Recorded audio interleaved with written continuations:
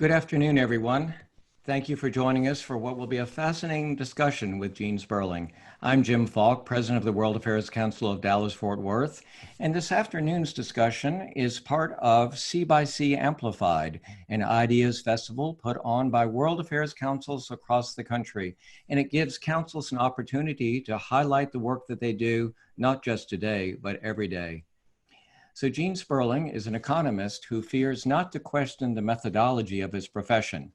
His book, Economic Dignity, published this week, would have always been an important read, but it's even more compelling now when you realize what's happened with COVID-19 and the first responders. They truly do deserve economic dignity, and we'll be talking about that, of course, during the next hour. Gene served as director of the National Economic Council under two Democratic presidents, Bill Clinton and Barack Obama. He also is the founder and director of the Center for Universal Education at the Brookings Institution. And now that we have extra time to binge watch on old shows, you might be happy to know that he was a consultant on NBC's The West Wing. Gene, you've had a long day, but thanks so much for being with us this afternoon. I saw you early this morning on Morning Joe. I'm honored. Yeah, honored to be at the World Affairs Council in Dallas, even if only through Zoom. Well, we'll look forward to welcoming you in person at some point in the near future, I hope. Let's just start with what really was, in a sense, a driving force in your philosophy. And that was a speech that Martin Luther King gave in, when was it, 1968? Yes. You are demanding that this city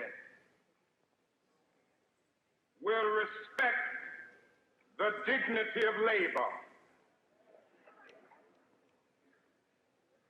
So often we overlook the worth and the significance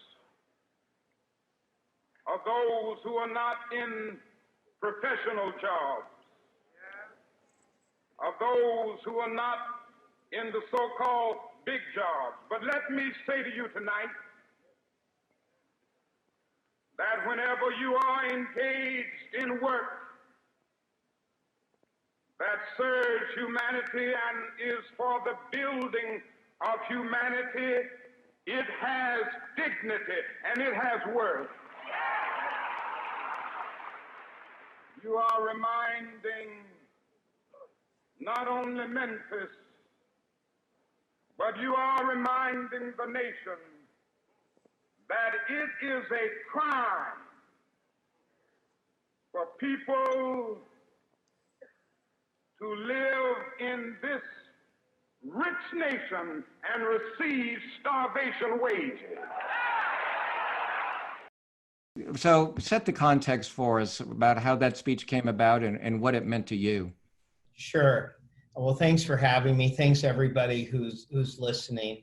You know, what happens is that in Memphis, two men in the prime of their life, Ecole Cole, who's only 36, and Robert Walker, who was 30, are crushed to death by a defective sanitation truck that people had warned of the problems. And so they're killed, and there's no compensation for them.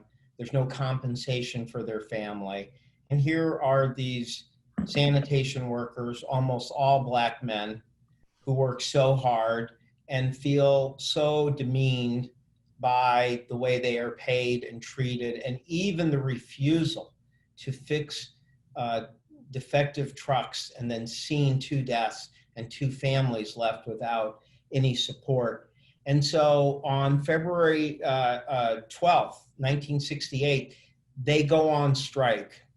And when you talk about the dignity, the first signs they make to kind of greet the civil rights leaders as they come, and before King, you know, a couple of his critical lieutenants like Roy Wilkins and the amazing Bayard Rustin had come, and they make signs. And their signs don't go, I want more wages, or I want this. It says, I am a man. And this is, people have said to me before, well, you know, isn't dignity something you just feel? And I always say, those men those men felt dignity. They felt they were dignified people. They felt they were dignified workers. Their lack of dignity came from how they were treated.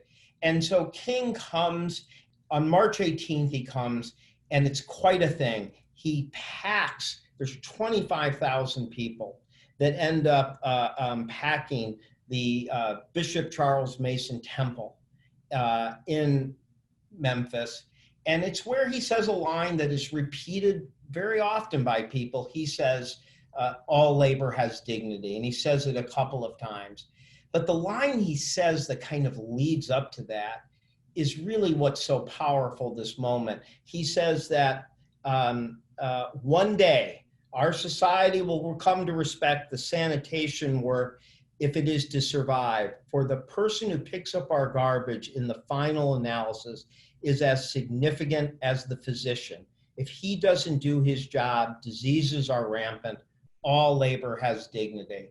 And that notion that the sanitation worker is as essential as the physician, has there ever, I think that would have always sounded like an ideal to people, unfortunately, but not at this moment. At this moment, we are suddenly forced to confront that people we rely on to feed ourselves, to care for our loved ones in their final days, to raise our children in their early days, are among the most essential people in our lives and treated as anything but essential. A farm worker makes $12 to $14 an hour, and 50% of them don't have health care. It's kind of stunning that 47% of nursing and home health aides not only make around 12, 14 an hour, but just think they're in the health profession, and 47% of them cannot take a day of sick leave for their family. You think about people who care for people's children. What does it say that less than 1 in 10 could take a week off paid to have for their own child? And I mean, this is really, so powerful. And so the thing I wanted to also quote from King there is that a lot of people tend to say, well, yes, we should respect the dignity of people. And who doesn't get choked up seeing the applause and the cheering for people as they go to work? But, King also said in that same speech, what good is it to win the right to sit at an integrated lunch counter if you can't afford to feed your family?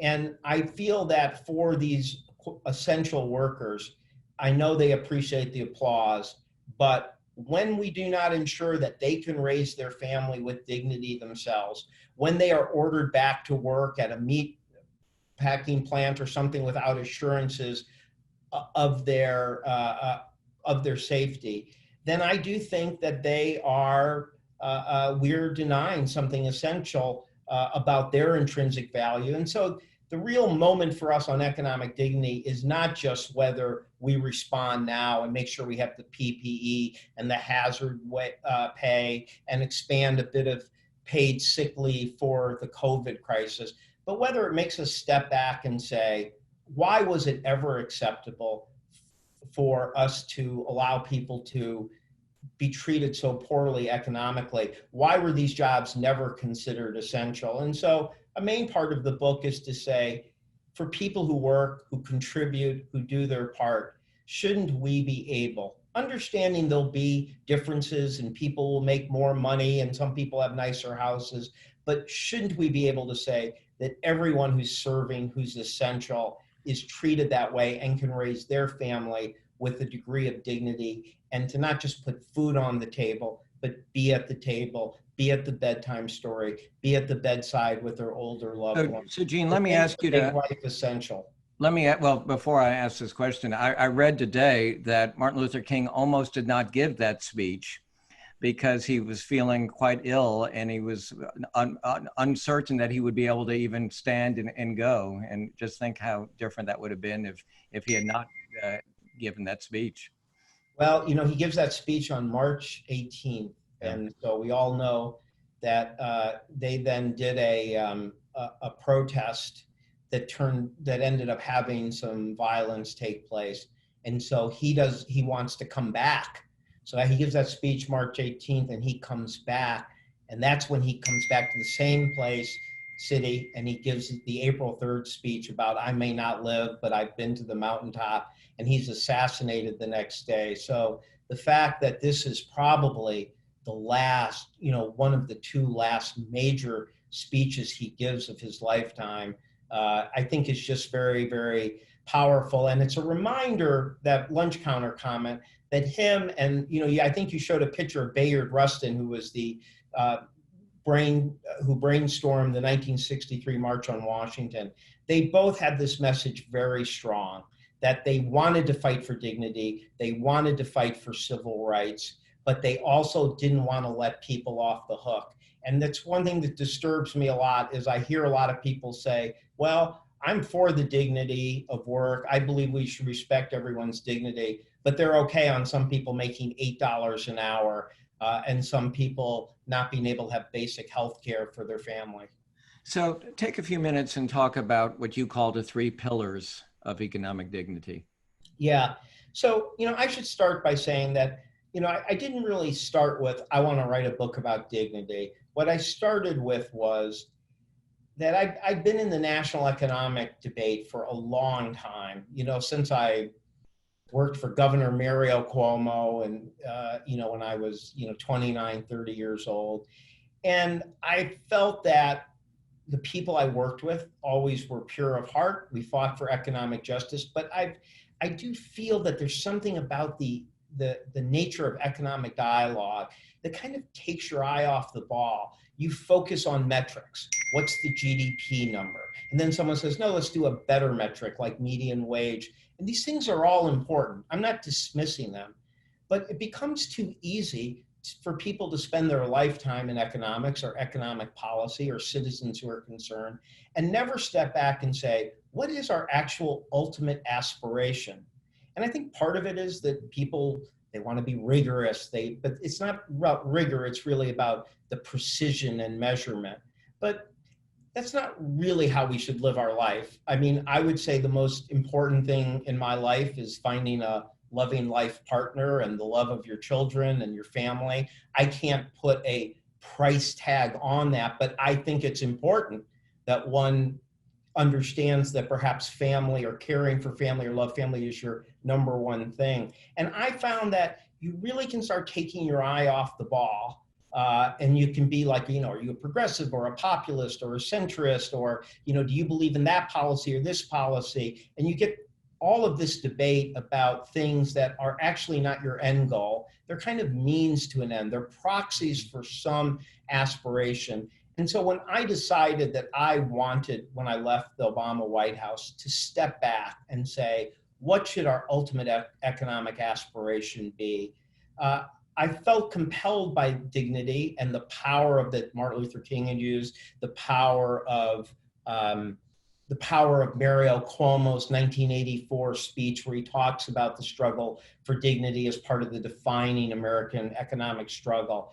But I felt like to actually have something be the economic North Star, the ultimate goal, it couldn't just be dignity, liberty, freedom, where you just say a word and you leave it undefined. And so I set out to say, what is that definition that is complete? And so the 3 pillars I can't come to, which I think are essential, is one, do you have the capacity to care for your family and ensure that economic deprivation never prevents somebody from enjoying that which is most equal in our joys and meaning in life? If there is one great equality in life, to me, it is that whatever your economic station or riches or however lucky you've been, there's few things that compare to being there to care for your parents in their final days, the birth of your children, the seasons of life.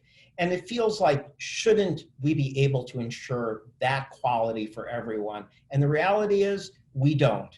Economic deprivation, prevents many people from enjoying these things. Right now, many of us are struggling with the idea that we can't be there for our parents in their final days. We may not see them again. And this seems like a unique issue to a lot of people in the upper middle classes. But for people who can't take 2 weeks off because they don't have paid leave. This is probably a much more regular occurrence. But secondly, I felt that often when people put forward dignity lists, they often would talk just about those aspects of housing, wages, and not realize a second pillar, which is that we all have really an intrinsic desire to pursue our purpose and potential, and that our country's ideal is not only that you have a real first chance, but that you had second and third chances. I mentioned in the book that we were the first country to get rid of debt prisons, to talk about a fresh start for people in bankruptcy. And of course, none of this was applied to African Americans, but that ideal that everybody should always be able to pursue their potential is so important. And yet, we're so bad at it in our country. And then third, and this is crucial, is that those first two pillars come tumbling down if you do not have protections to ensure you can work with dignity, work with respect, and not domination and humiliation. Because if your pursuit of putting food on your table or pursuing your career cannot be achieved without subjecting yourself to abuse, sexual harassment, violence, humiliation, then our whole structure of economic dignity tumbles.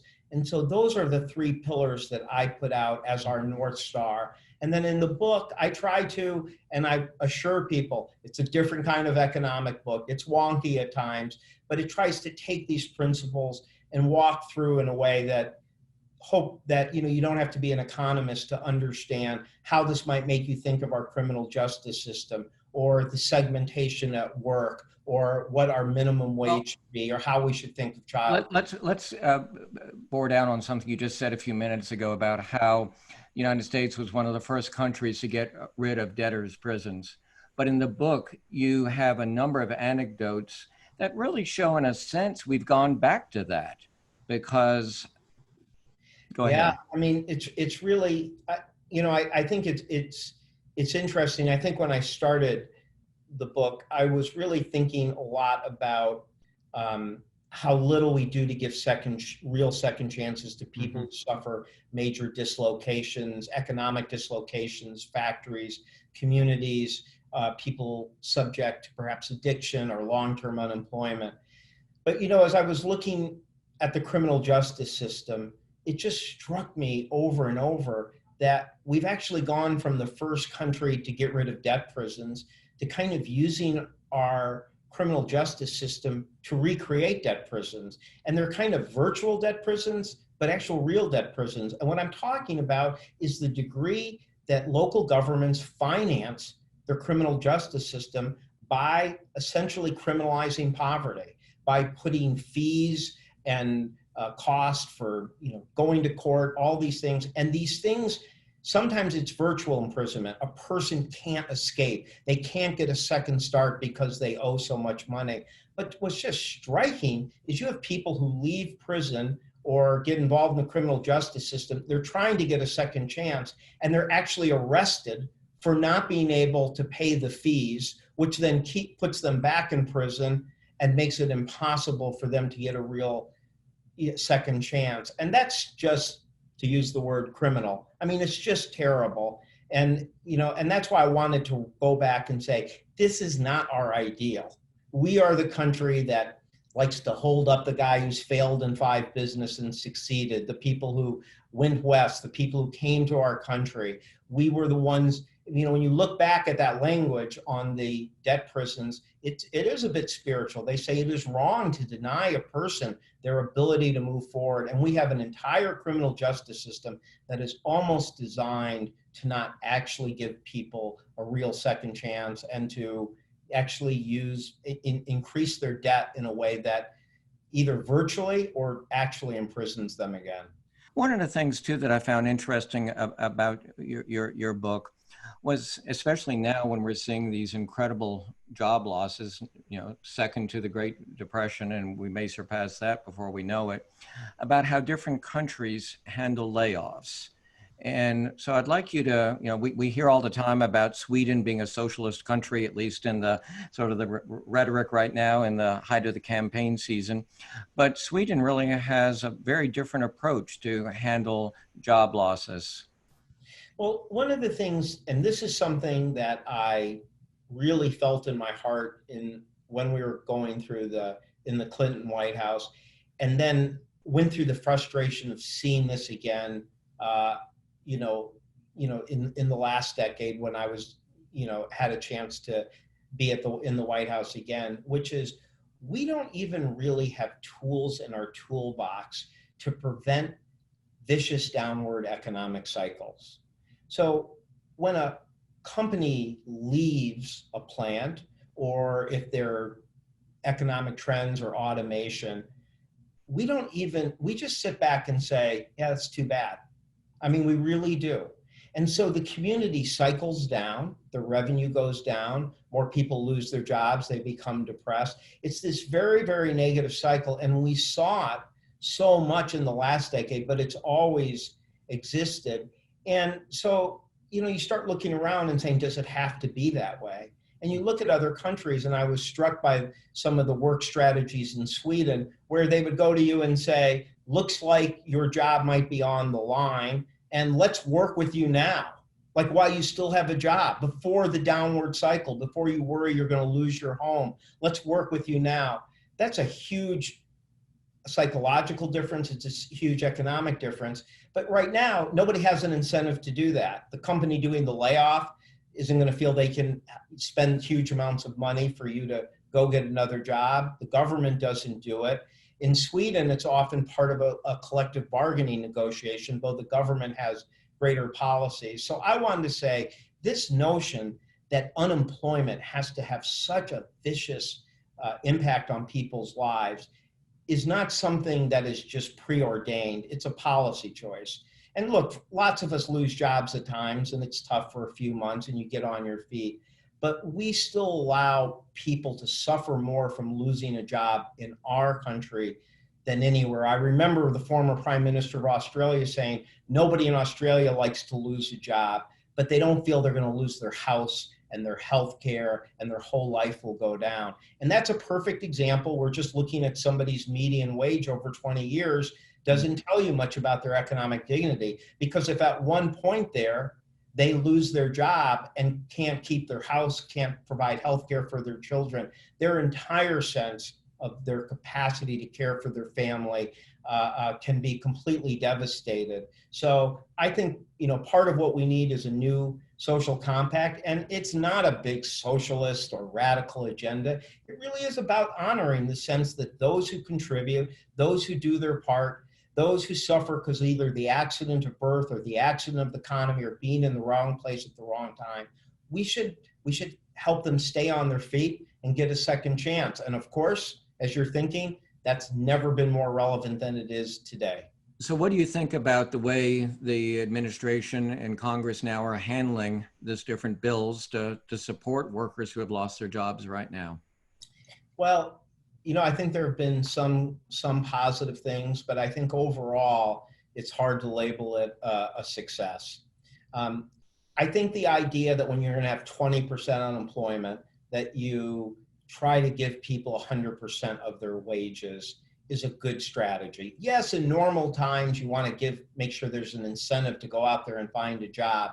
But if you just tell 30, 40 million Americans they're going to lose their job by government edict or pandemic, our goal should be to keep them whole.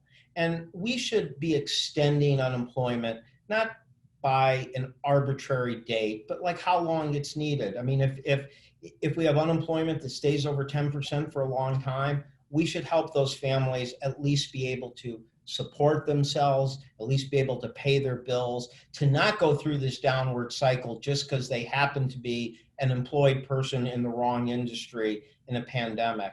I think the places we have really failed so far is in helping our state and local governments and actually helping to keep the small businesses afloat. And I think the small business part is a bit heartbreaking, because the concept of the PPP, as it's called, was that we were going to say to that restaurant owner, hey, you keep your employees on your payroll. We'll loan you the money, and if you use it to keep your employees whole, keep their health care, keep their payment, we'll forgive that. We'll essentially let you be the one who provides that full paycheck for them. And so that your company stays afloat and you have money to kind of pay the rent, and those workers stay afloat, so that when we do find a health solution, when we do find a way to open up, we have the testing, the confidence, the creativity to bring people back to work in a safe way. Those families haven't been hurt, they haven't downward cycle, and we didn't close businesses unnecessarily.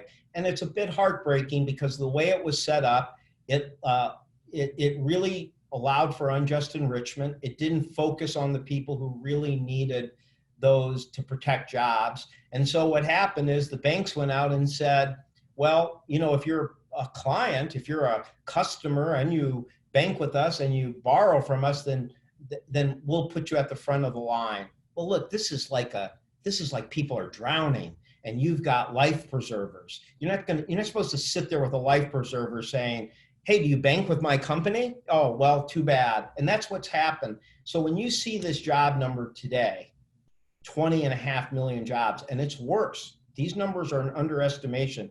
It's going to be even worse in May. It does reflect the failure of us to have an effective program. And what breaks my heart is that there is going to be a lot of small businesses that will close. Those jobs will never come back, and they were viable businesses that could have stayed afloat if we had just had a more effective economic strategy for them. And what's ironic is we were talking, and you wrote about this a lot in the book, about jobs that might be lost to automation, but where we're seeing now so many jobs being lost is in retail and restaurants. Let's draw Bill Clifford, president of the World Affairs Council of America, into the conversation. And Bill says, speaking of policy tools in the toolbox, one day we will be on the other side of the pandemic. So what fiscal and monetary tools will be left when you look at the national debt level? Well, look, there's no doubt our debt level is going up, but we need to be clear. We shouldn't be wasting money on anything that's not effective or necessary. On the other hand, we should not hesitate to spend whatever is necessary to solve this and preserve people. If you ask me how much money would I say we should spend to have massive testing in the country, I would say blank check.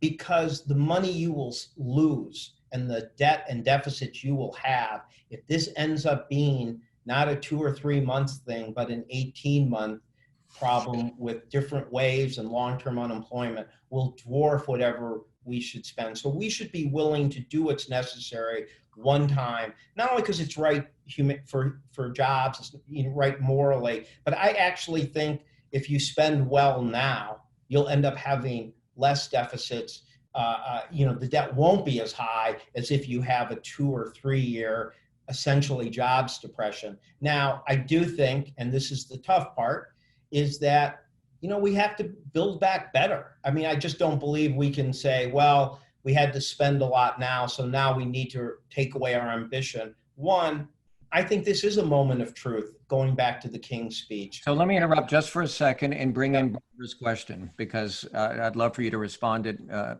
many changes have been identified as ones we should pursue after we come through the pandemic.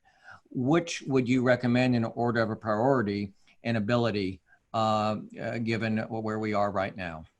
Right, so I would have 2 focuses. The first would be to use this Martin Luther King dignity of work moment to say, what's missing in our social compact? There's things that are being fixed here. We did start to move towards universal sick leave. We only got to about 50% of workers, but we're kind of realizing in a big way that when people go to work sick, it's not only morally wrong, it's bad for all of us. We're also are opening up unemployment insurance to people who drive cars, who are gig economy workers, who are domestic workers. So we are starting to strengthen that compact, dignity compact of work. But I think this is a moment to go further in healthcare, in a living wage, and the idea is not to have a whole list of progressive agenda. The idea is to be able to say that everybody who works hard, who does their part, who contributes, really can raise their family with dignity. So I hope that this is a moment not of just hazard pay at the moment or PPE at the moment, but a realization of the value of all work and making sure that that leads to a dignified living. And secondly, and this is a hard message, but it's unavoidable, not all these jobs are coming back. Even if we have a perfect health solution, which we're far from, yes, some small businesses have closed, but a lot of people out there know that there are some things that are never going to quite come back. There may be changes in business travel. There may be changes in working from home that are going to have ripple effects and change jobs. And what I want to say is we're not helpless to do anything about that. And one thing that we could be doing, in addition to a compact of work, is saying, okay, what are the new types of jobs we should be pushing as a country and funding that are not just going to put people to work, but create the kind of country we want. And I think we all know that we need a dramatically better green infrastructure for our future. We know we have to do this for climate change, but right now would actually be a great time because you'll have people who can't get back to their old job, who want a different career, who know their job's not coming back. So let's take that moment to perhaps have a more upward mobility economy with more people helping each other learn and grow. And let's build the kind of green infrastructure. And that's not just construction and solar roofs. That's about innovation jobs. It's about entrepreneurial jobs, but it's about having an infrastructure for our future that we really feel proud to leave to our Gene, how do you do that when the base of the Republican Party wants the smallest government possible and views a lot of what you're proposing as a government handout and a deterrence, in a sense, to have people work? Well, I think obviously that has been the political challenge of much of my life, being that I was the National Economic Advisor for almost 8 years and always had divided government. But let me try to suggest why perhaps it could be better, which is you have, I think, people starting to recognize, Josh Hawley, a Republican, says, let's try to make sure more people who would be laid off can get a full paycheck. You have Mitt Romney today saying, let's have hazard pay if people are risking their lives. I think there are, I call on Teddy Roosevelt in my book a lot because he was a Republican who very much believed in pure free market, pro-business view. He changed because he saw the conditions that people lived, and he adjusted his worldview to fit that. And my hope is that this moment of us seeing essential workers risking their lives for us and being treated so poorly is going to move not just a democratic agenda, but just moves the country more in that direction.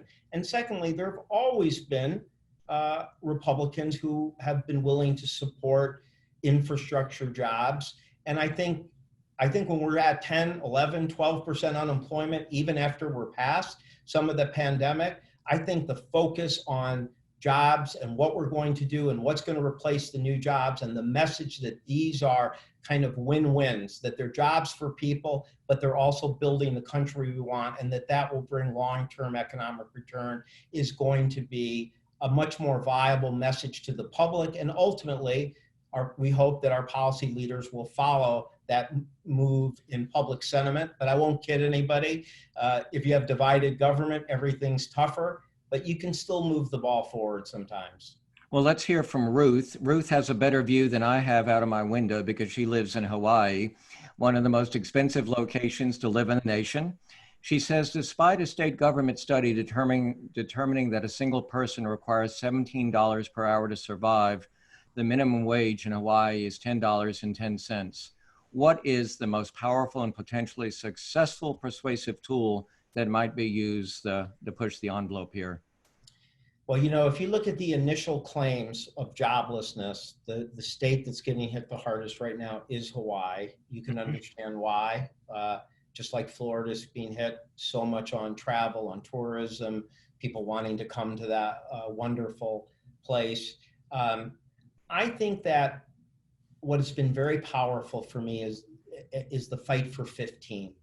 Because I do think that you could say, well, people like myself didn't talk enough about a living wage because we knew we couldn't pass it through a Republican Congress.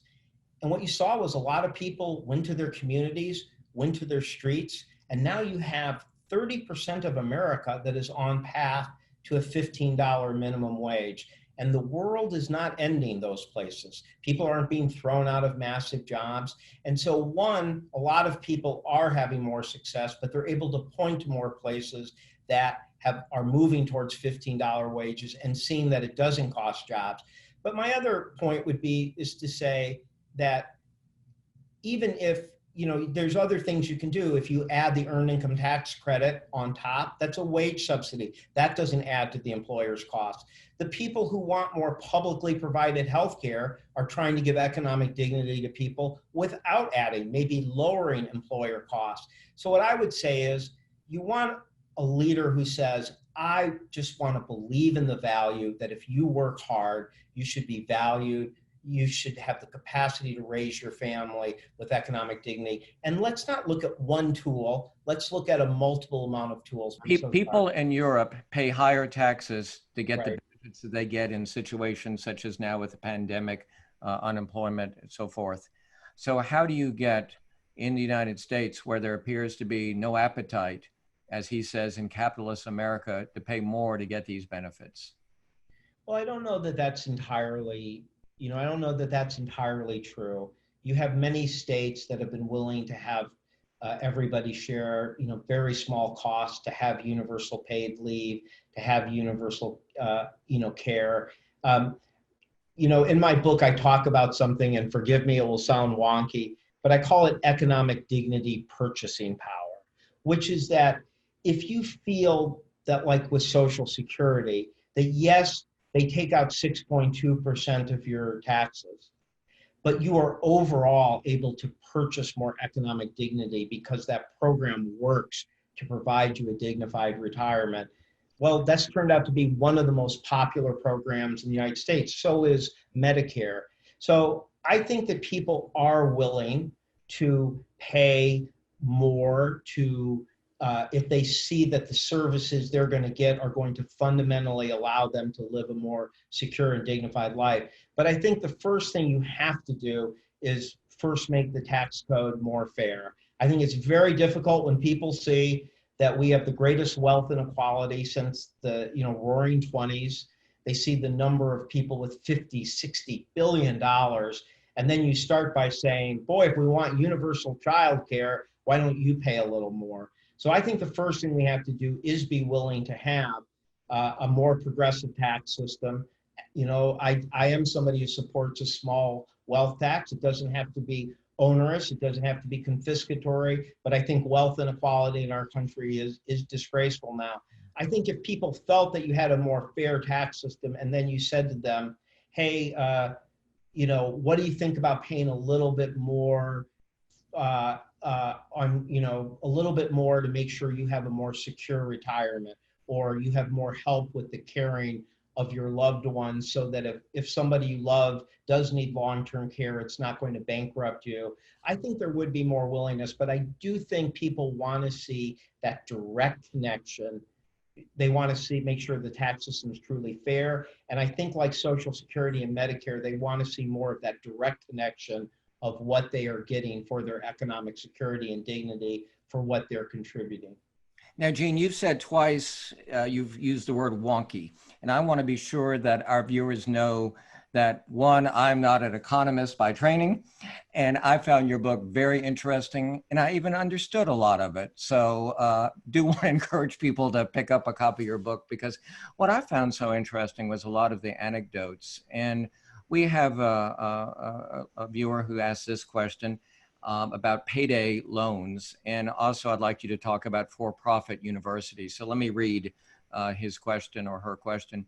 Can you comment on payday loan companies who prey on the economically disadvantaged communities and the cycle it creates, and how are they regulated? And again, I'd like you to work into that some of the anecdotes that you talked about regarding for-profit universities? Well, the point I make in that chapter is that um, when we think of markets, there's a little bit of a tendency to say, well, that's just the way the market is. That's just the way competition is. There's no market that doesn't have an essential structure to it. Adam Smith is seen as the father of free enterprise market economy, but Adam Smith believed strongly that you had to structure market competition to ensure there was not domination and monopolization.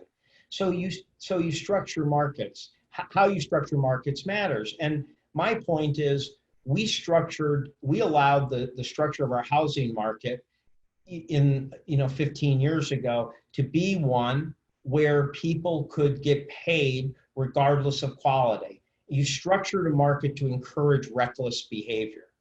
In for-profit education, and I'll get to payday, you have structured it so that once you get somebody in the door, you get their Pell Grant, you get their student loan. If it doesn't work out, who suffers? We, the taxpayer, and that student who had opportunity costs and then often extremely damaging debt. That's a terrible system.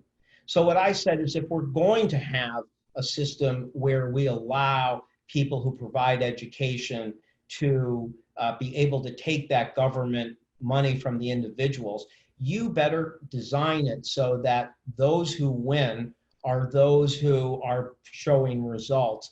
And people will say, well, that's really high regulation. Are you kidding me? This is an industry that wouldn't exist without the government. You structure markets so they encourage dignity and they discourage a race to the bottom where people think the way that they make money is through exploitative behavior. And one of the points I make in the book is that if you're caught in that trap, it can be very hard to be a good person.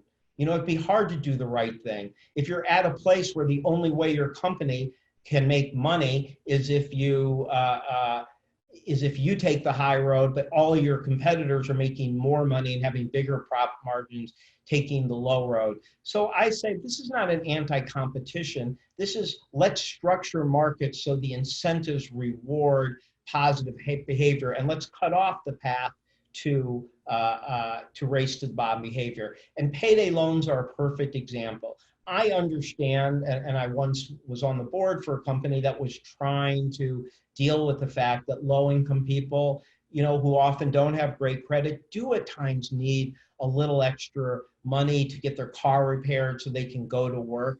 But the question is, do you structure it in a way in which they're responsible, they have to underwrite, they have to do consumer protection, they have to provide reasonable fees, they can't have too high interest rates?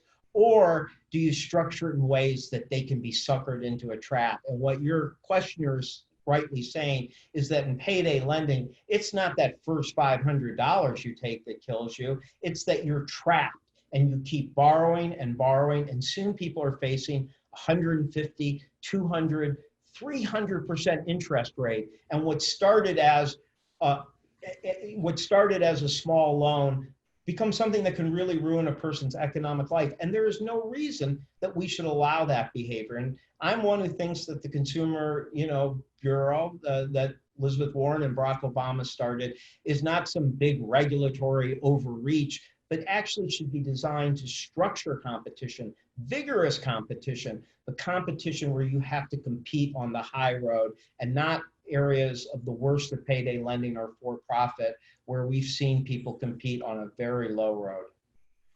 So I want to just get a little bit to what's happening now in the United States, the reopening of the economy in certain states.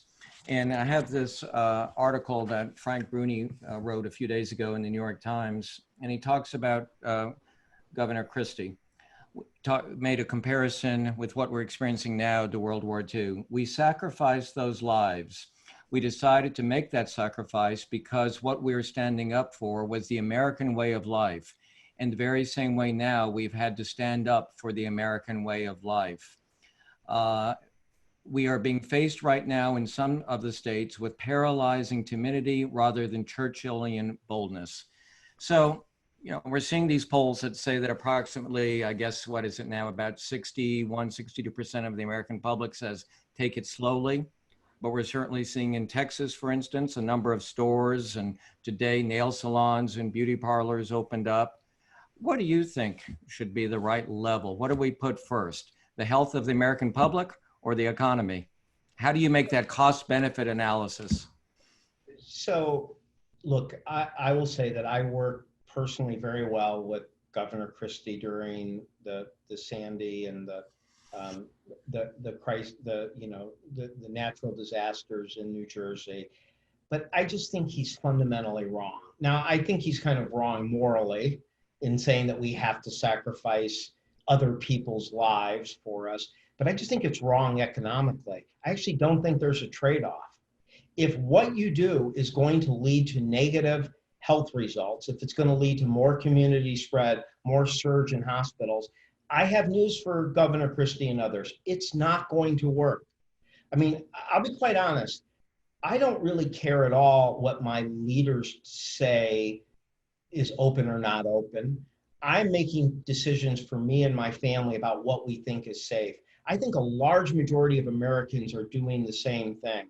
So if I'm being risk averse, which I am, and I see people reopen the economy and they say, oh, Sperling, you're just a wimp. You won't allow people to die to reopen the economy.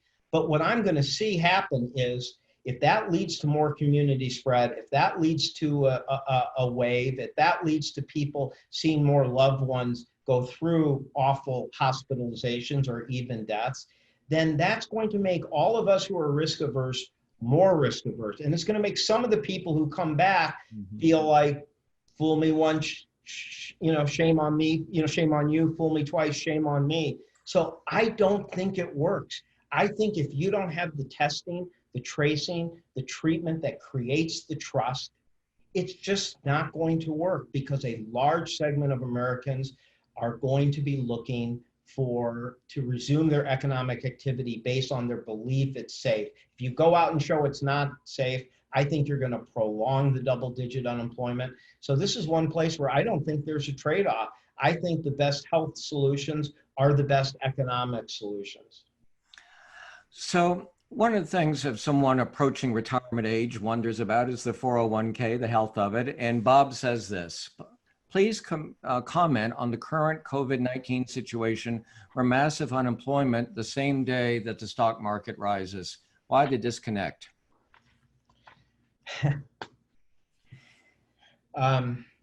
Look, one of the reasons you write a book about economic dignity was writing a book about keeping our eye on the ball. What's our economic aspiration? Our goal isn't a GDP number, and it certainly isn't a stock market price. It's about how we as a people are doing. I think it's rather bizarre that investors think somehow this was a good day or somehow a more hopeful day.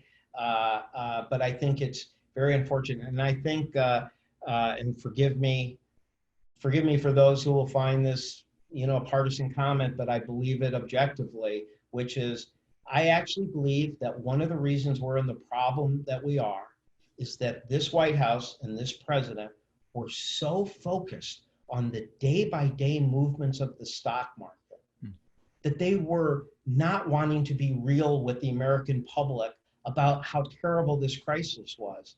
Now think how foolish that is. The market will ultimately follow the real economy, real people, but that should be your focus anyways. And, markets will overestimate, they'll underestimate times. But if you're in policy, you have to be focused on the economic foundations of your country. You have to be focused on the people that you're trying to serve. And right now, we are not serving people very well when I believe the real unemployment rate is well over 20%. And we're dawdling and we're afraid to give states relief who are going to have $500 billion shortfalls in revenue. I'm going to have to lay off teachers. We already saw teacher layoffs in the job reports today. So, my view is keep your eye on the ball, which is the work and dignity and ability to pursue potential and work with respect of the American people. That's your focus. If you chase the stock market every day, you're going to make very bad policy choices, and never one worse than worrying about the daily movement of the stock market as a way to have a slower response of the greatest pandemic in our country since 1918. I'm glad you brought up the teacher, because we have just a few minutes left. And one of the chapters I found so interesting, as well as in your original article about economic dignity, was this concept of double dignity. Go ahead, Yeah. if you would, and elaborate on that. So I'm going to step back for 1 second, because you mentioned, people mentioned automation, et cetera. I have, if you're in economics, one of the biggest issues is, are the robots going to take over? Is automation going to mean that there's less desire for jobs? Or has it in the past still destroy some jobs, but create more jobs? And I'll tell you, there's a lot of smart people on both sides of that. But what I wanted to say was that you shouldn't think that if that happens, let's say there is a reduction in jobs needed in the private sector, it doesn't mean there's a reduction in jobs needed in our economy. And I'll just, and one of them is, more teachers, but not just more teachers, all of the things that you need for people to really prosper and thrive. The lack in poor schools, the lack of a school psychologist, one college advisor serving 1,000 poor kids, while I bet many of us have kids in private schools with great college advisors, and we still provide extra help. And the idea of the double dignity job is to take jobs that we now undervalue and not only pay them more, but just understand that if they have more dignified jobs, if a person who's doing home care now has the chance to gain more skills, to have a career path, they're going to have more dignity in their life. They're going to give more dignity to the people they're caring for. But if they prevent more hospitalization and lead to better care, it may actually pay for itself. And one thing I talk about a lot in the book is the disgraceful, I think, immoral lack of help that we provide families who are, have a child who maybe has a serious physical disability or autism. You talk about heroes. I think I see parents of children with autism, they're so heroic. I could cry thinking about it. They do so much to advocate for their kids. They don't want them just to be okay. They want them to thrive. God bless them. That's right. Why do we say that they're on their own? Why do we help so little?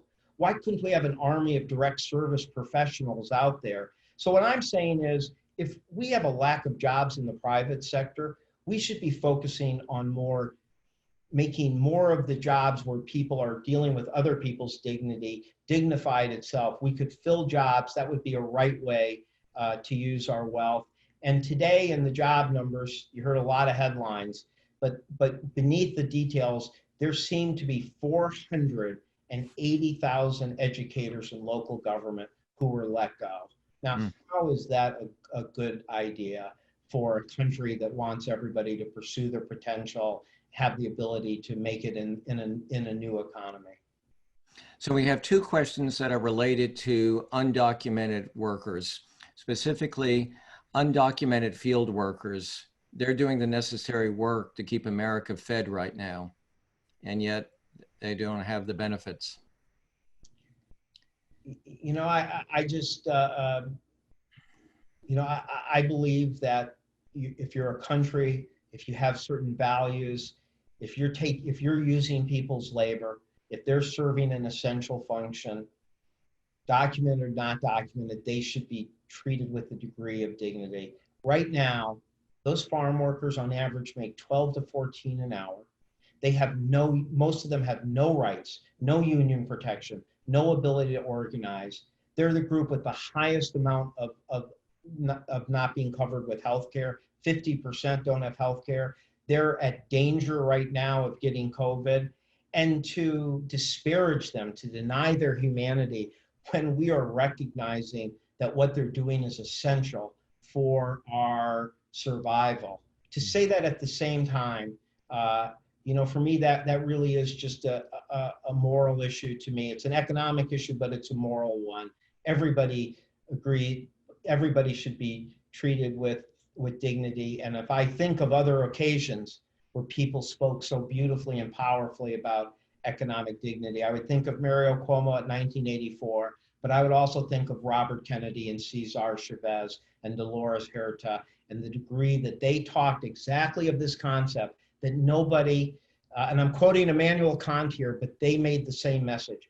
Nobody should ever feel that they are being treated solely as a means to another's end, that they are not being treated as an end, a person with intrinsic value. And to me, that is true for the physician, the sanitation worker, and that's true for that person providing us food, regardless to me of their immigration status.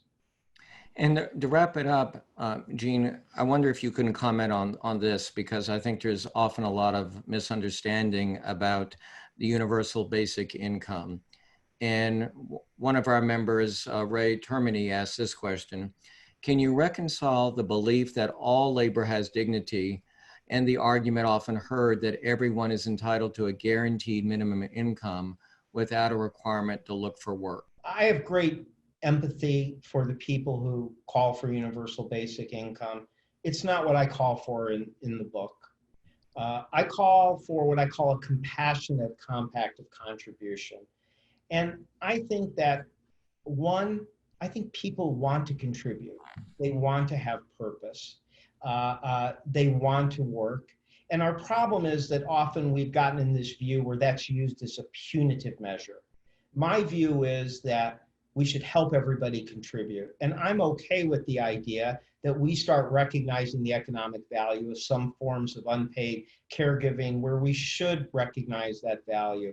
But I think we as a country still need to start with that compact of contribution, that you're doing your part in some way, you're carrying your load in some way, and that is the basis for broadening one's compact. And I feel that it goes to the double dignity jobs too, which is, I just feel like what a shame if we had all this. The UBI proposal is often $3 trillion a year. Think about what even a portion of that would mean in terms of providing jobs that were dignified, to make our country a greater country, to give more children equal opportunity, to help more families who have somebody with disability be able to thrive without excessive individual heroism of the parent. That makes us a greater society. So I would rather take those resources and give people opportunities to have dignified work. And when I think of universal basic income or guaranteed income, and when I think of universal economic dignity, what I want to say is that everybody should try to do their part, and most people will work. Those who are struggling with a disability or addiction, we help them contribute as much as they can, and that is the compact. And what universal economic dignity means is that we make sure that when they're doing their part to the best they can, and if they can't, or if it's a poor child, then we're going to help them. We're going to provide them. But I still start with the view that our starting point in America, the starting point of the philosophy of the New Deal, was that everyone does their part to the best they can, and we as a collective make sure that they can live a dignified life. And that may mean that there's a guaranteed income in the sense that if they can't make enough with their effort, that we provide the extra health care, the child care assistance to make sure they live with economic dignity. I know not everybody, I know there's a lot of really sincere UBI people out there, but that's my view of universal economic dignity. Well, Gene, I want to thank you so much for being with us. And I think there's no question that COVID-19 has accelerated the need to have a lot of the discussions that you raise in the book. And as I said a few minutes ago, generally when I see a book on economics, I sort of move it away. But I found your book so readable and I learned so much. Today's program was again part of C by C Amplified, and an opportunity for everyone who's associated with the World Affairs Council or people who are experiencing it for the first time to learn about the work done by over 90 councils throughout the United States. And you can learn more about World Affairs Councils by going to worldaffairscouncils.org. Gene, I know you're going to be working hard this weekend promoting the book. Stay safe. Thank you. And Jim, I appreciate how carefully you read the book, how thoughtful your questions are. And Oh, thank you. Be here. Have a great weekend. Stay well, and I'll see you next week.